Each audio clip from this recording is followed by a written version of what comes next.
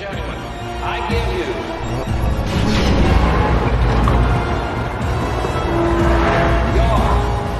your incredible...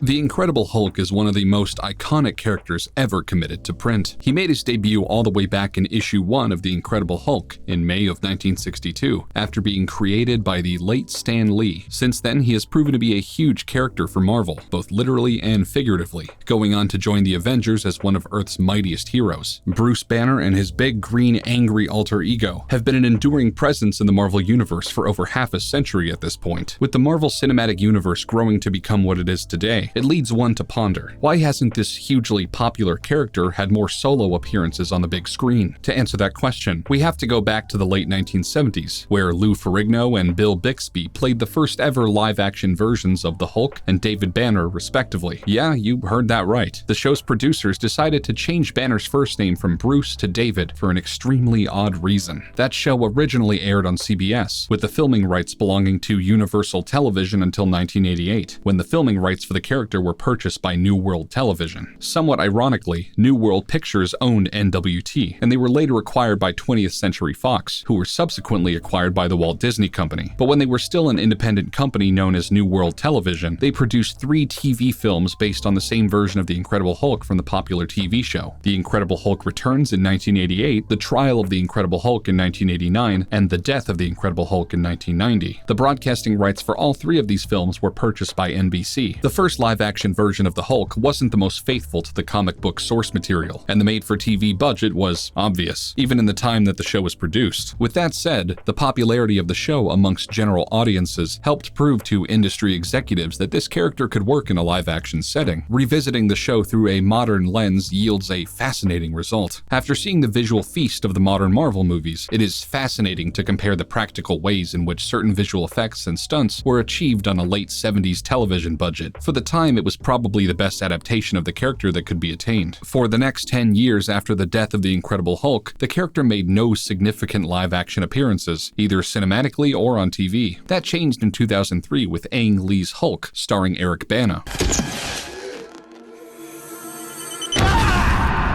Interestingly, this project was being developed by movie producers Avi Arad and Gail Ann Hurd since 1990, immediately after the previous Incredible Hulk movie was released. Also, Arad and Hurd were developing this project under Universal Pictures, the original rights owner to the live-action version of the Incredible Hulk. Following successful big-screen outings based on other Marvel characters such as Spider-Man, Blade, and the X-Men, Hulk released in June of 2003, following a tumultuous production to moderate commercial success. The personification of the character in the film was laced with heavy trauma, and he was portrayed as more of a tragic, introspective figure, rather than the heroic brute which we would later see in the MCU. Some critics complained that Ang Lee's contemplative take on the character stylistically clashed with the film's comic book panel editing style. While the movie was undoubtedly ambitious for the time in terms of its CGI and special effects, it is not remembered as fondly as its contemporaries, such as Sam Raimi's Spider-Man trilogy. We didn't see the Hulk on screen again for the next 5 years, until Edward Norton portrayed him in the character's only solo appearance within the Marvel Cinematic Universe, in The Incredible Hulk.